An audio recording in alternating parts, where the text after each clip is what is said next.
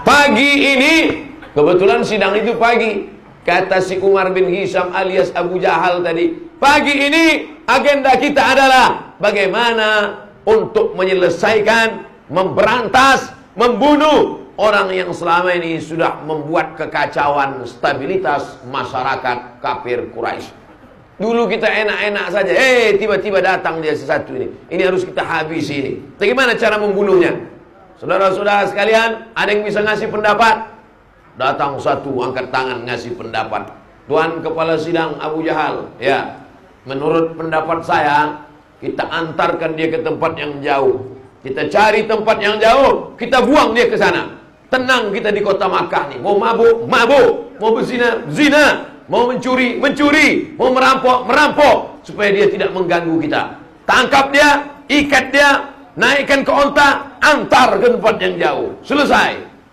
Tapi ada yang tak setuju. Saya kurang setuju. Kenapa kamu tak setuju? Karena Muhammad SAW itu punya aura, punya karisma kepemimpinan yang luar biasa. Nanti kalau kita buang dia ke tempat yang jauh, tiba-tiba di sana dia membuat kekuatan. Di sana nanti banyak pengikutnya, tiba-tiba dia balik ke kota Makkah, balas dendam dia, mati kita semua. Berpikir juga mereka, iya juga ya. Gawat ini nanti katanya kan. Kalau begitu pendapat pertama jangan diterima, tolak. Tanya lagi, ada pendapat yang kedua? Ada. Apa pendapatmu? Pendapat saya, Tuan Abu Jahal, tak usah kita antar dia jauh-jauh. Jadi bagaimana? Kita cari kayu yang kuat, kita buat kota, kita tangkap Muhammad SAW, masukkan dia ke dalam, paku kuat-kuat, ikat dia, letakkan samping Ka'bah. Jangan kasih makan, jangan kasih minum. Biarkan kering 3 hari, mati dia. Simple. Tapi pendapat ini ditolak juga. Kenapa? Karena sekeliling kota Makkah itu banyak pengikut Muhammad SAW. Dulu orang menyebut pengikut, kalau sekarang follower. Kalau sampai dia diusir, kalau sampai dia ditangkap, kalau sampai dia dikurung, dibiarkan dia kering di samping Ka'bah, mati, meninggal, maka ini Makkah akan bergejolak, mengamuk semuanya. Hati-hati. Jadi ternyata cerita-cerita ini mirip-mirip gitu juga. Udah cerita lama ini. Kalau sampai dia diletakkan di samping Ka'bah, maka seluruh pengikutnya ini akan mengamuk. Kalau sudah mereka mengamuk, siapa yang mampu mengamankan kota Makkah Al-Mukarramah? Akhirnya terdiamlah mereka semua, bingung mereka. Cemana mengatasi? Cuman itulah hebatnya masyarakat jahiliyah ini. Sejahat-jahat jahiliyah, tak ada terpikir di kepala otak mereka waktu itu, bagaimana kalau kita santet aja dia? Tak ada. Tak ada. Saya baca buku sejarah itu, tak ada satu pun pendapat, gimana kalau kita curi rambutnya, kukunya, giginya, habis itu kita bawa ke dukun? Tak ada. Jadi kalau gitu, mana yang lebih hebat jahatnya? Orang jahiliyah atau zaman sekarang? Zaman sekarang masih pakai santet lagi. Makanya dulu ada RUU santet, rencana undang-undang santet, tak bisa disahkan oleh DPR. Kenapa? Tak ada, tak nampak antu itu sampai sekarang. Hilang pendapat nomor 1 tak bisa dipakai, pendapat nomor 2 pun akan memunculkan revolusi masyarakat. Akhirnya sidang buntu, sampai akhirnya Abu Jahal dapat ide. Saya dapat ide, kata Abu Jahal. Gimana Tuan Abu Jahal? Gimana kalau kita utus satu anak muda malam-malam masuk ke dalam kamarnya, lalu kemudian diambil pedang, pancung kepalanya pas dia sedang tidur. Selesai. Simple, modal tak banyak dan tak memicu keramaian. Ambil pedang panjang, masuk ke kamarnya malam-malam, pancung kepalanya. Selesai. Setuju? Itu orang Medan, tak mudah dipancing. Ternyata pendapat Abu Jahal ini pun tak diterima. Kata yang menolak, jangan macam-macam dengan Muhammad SAW. Dia bukan manusia biasa. Dia itu adalah anak cucu dari Qusay. Qusay itu anak cucu dari Adnan. Adnan anak cucu dari Ismail. Ismail ada anak kandung dari Ibrahim alaihissalam. Mengalir darah Ibrahim dalam diri Muhammad sallallahu alaihi wasallam. Kalau sampai Muhammad kita ganggu, seluruh Bani Hashim, seluruh Bani Abdi Manaf akan mengamuk dan pembunuh itu akan dicari. Terjadi perang besar antara dua suku. Akhirnya sidang pun buntu, deadlock. Buntu. Cuman bedanya kalau zaman sekarang sidang buntu, mereka coffee break. Nah, dulu tak ada coffee break.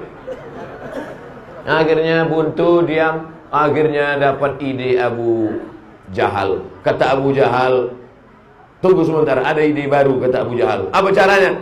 Kalau satu orang yang membunuh, maka yang ditangkap satu orang. Kalau satu orang yang membunuh, yang berperang satu suku. Kalau begitu kita ganti ide baru. Setiap suku mengutus satu anak muda. Setiap suku satu anak muda. Setiap suku satu anak muda. Setiap suku satu anak muda. Ada 14 suku, utus 14 anak muda. Yang paling kuat tenaganya, yang paling panjang pedangnya. Maka 14 orang ini nanti malam masuk ke rumah Muhammad SAW, pancung kepalanya. Kalau sudah semua suku ikut, siapa yang mau ditangkap? Inilah ide korupsi berjamaah. Karena kalau satu orang yang buat, satu ditangkap. Tapi kalau semua buat, penuh lah LP. Akhirnya hebat juga kau Abu Jahal. Inilah nia namanya Abu Bapak Jahal, bodoh Abu Jahal. Kenapa dia dibilang bodoh? Padahal otaknya cerdas. Maksudnya untuk yang baik-baik dia bodoh. Tapi kalau untuk yang jahat-jahat, nangkap kali otaknya. Kalau untuk yang baik-baik bodoh. Dan di masjid kita, di masyarakat kita, di RT RW, di kantor kita pun begitu juga. Kalau nanti pas ada musyawarah, gimana caranya meramaikan masjid ini? Diam. Gimana cara kita memperingati 17 Agustus? Diam. Tapi pas ditanya, gimana caranya ngundang artis dangdut? Oh ya.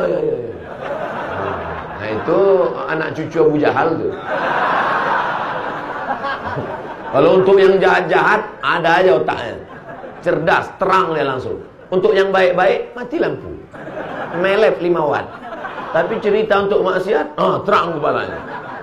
Tuh nampak tuh tulis kepalanya, Abu Jahal. Nah, akhirnya disetujuilah hari Kamis siang. Dengan ini ditetapkan sidang kepala suku Arab kafir Quraisy hari Kamis siang di kota Makkah, di Darun Nadwa. Setiap suku akan mengutus anak-anak muda yang nanti masuk ke kamar Muhammad sallallahu alaihi wasallam, langsung memancung kepalanya. Ditetapkan hari Kamis, lebih cepat lebih baik dilaksanakan langsung malam Jumat. Apa pelajaran dari sini? Orang kafir Quraisy pun musyawarah. Makanya kalau ada orang Medan tak musyawarah, berarti lebih parah dari kafir. Nanti tersinggung lapor kayak pula aku lagi.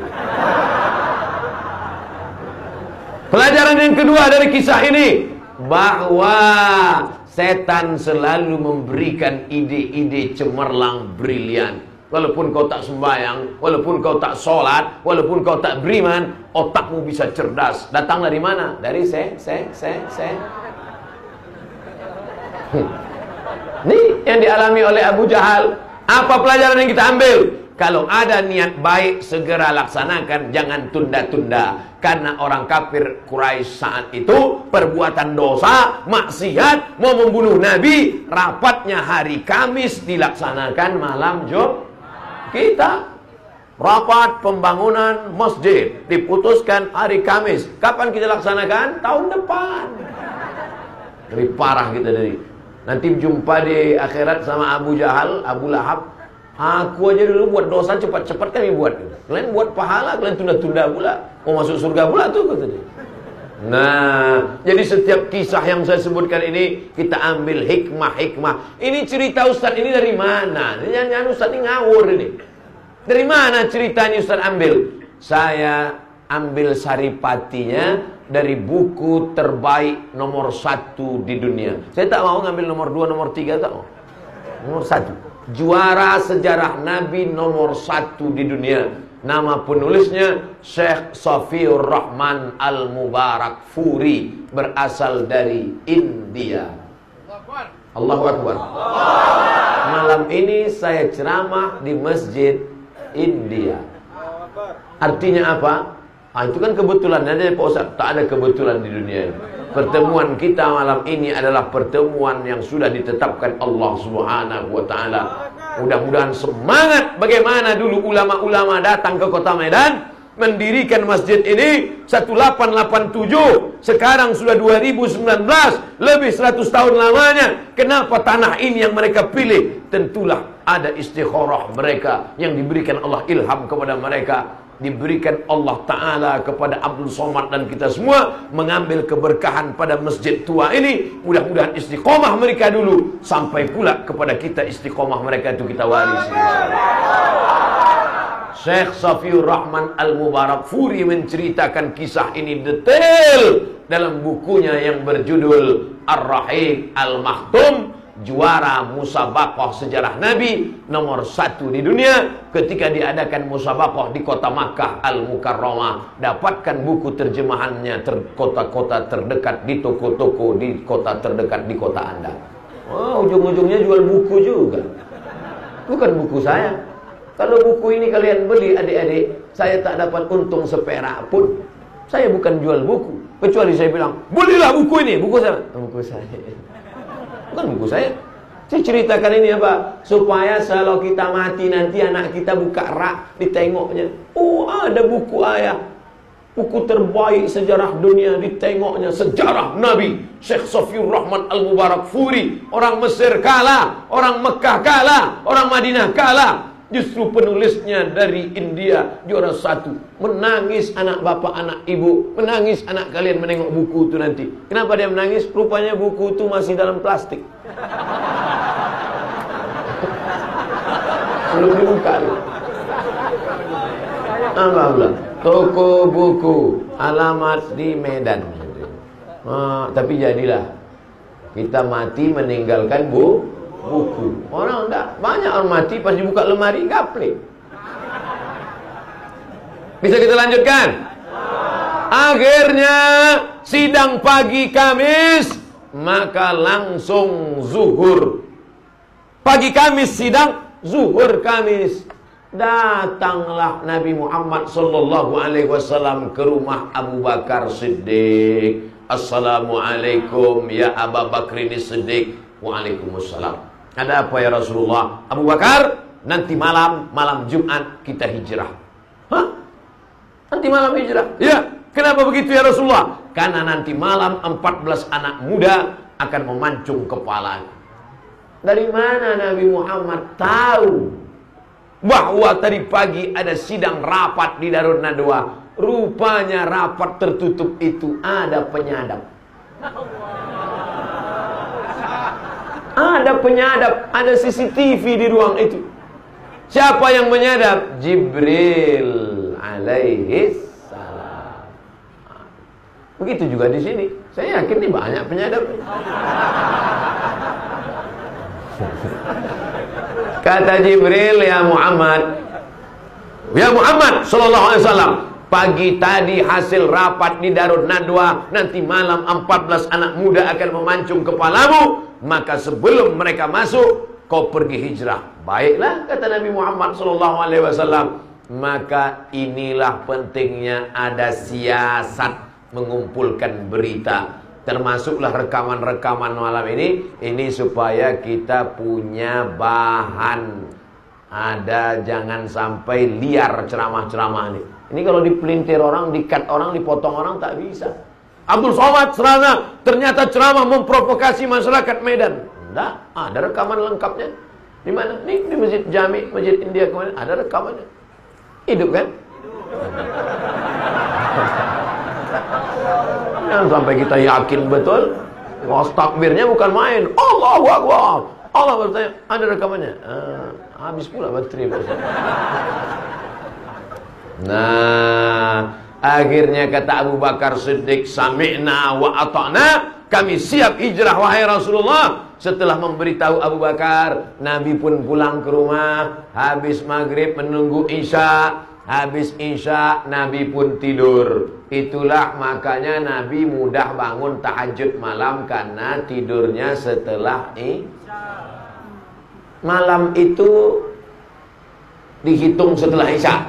Isya jam 8, 9, 10, 11, 12, 1, 2, 3, 4, 5. Jadi malam itu semuanya 9 jam. Kalau ada ustaz berceramah, yang paling afdal solat tahajud adalah sepertiga malam. Jam berapa sepertiga malam itu Pak Ustaz? Jangan kau tanya-tanya. 8, 9, 10, 11, 12, 1, 2, 3, 4, 5. Maka yang dimaksud sepertiga malam itu adalah 12, 1, 2. Itu sepertiga malam. Paling bagus tahajud. Nabi kalau gitu, Nabi itu tidurnya berapa jam? Tidur habis Isya jam 8, 9, 10, 11, 12. Habis itu dia pun bangun tahajud. Kenapa kita payah bangun tahajud? Habis Isya tak tidur. Malam nih, kecuali malam ini. Boleh bicara setelah Isya dengan syarat bicara agama. Lain daripada itu makruh hukumnya. Makanya habis Isya matikan lampu, tidur. Itu maka orang-orang dulu itu sehat-sehat badannya. Habis Isya tidur. TV tak ada, internet tak ada. Makan ikan asin, kangkung, tidur. Besok anak 10. Orang sekarang habis semua, lemah, letoy, loyo, long lai. Oleh sebab itu maka kalau mau tidur yang berkualitas adalah setelah Isya. Itu tidur berkualitas. Alaikum bisunnati, ikuti sunnahku. Apa makna sunnah? Bukan sekedar sholatnya, bukan sekedar puasanya, tapi sampai tidurnya pun kita ikut. Nabi itu tidurnya tak banyak, sikit tapi berkualitas. Nabi itu tidurnya sikit, bukan macam kita, sikit-sikit tidur, sikit-sikit tidur. Ustaz nyindir kami ya, dah, saya sedang bercerita tentang diri saya sendiri. Saya di mobil tadi tidur, di hotel tidur, pulang tadi tidur, ini pun ntar lagi tidur. Saudara yang dimuliakan Allah Subhanahu wa taala, habis Isya Nabi tidur, tengah malam dia pun bangun, biasanya dia tahajud ke masjid. Nabi tahajud ke Masjidil Haram. Kenapa dia solat tahajud ke Masjidil Haram? Karena di Masjidil Haram sunyi, tak ada orang. Maka dia pergi ke masjid. Di situ dia rindu, maka dia pergi ke Masjidil Haram samping Ka'bah. Karena kalau solat zuhur, asar, maghrib, isya ke masjid, ditangkap kafir musyrik jahiliyah dia. Jadi nanti kalau ada orang dekat-dekat daerah sini tak pernah datang ke Masjid Jami ini, mohon maaf, jangan sindir dia, jangan singgung dia. Dia bukan tak mau solat, dia takut dicekik Abu Jahal, Abu Lahab.